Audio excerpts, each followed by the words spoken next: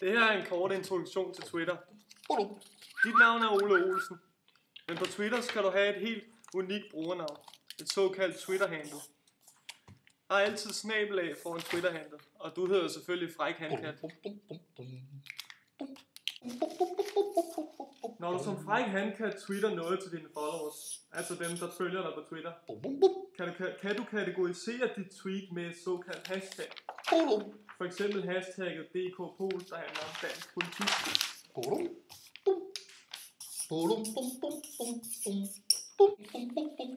LOC er sindssygt sjov på Twitter.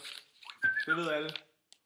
Derfor genudsender du altid LOC's tweets, altså retweeter ham, så alle dine followers også kan se, hvor fed han er.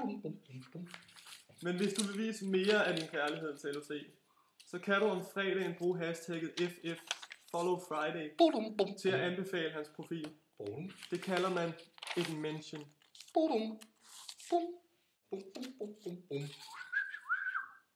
På Twitter findes der også en søgefunktion.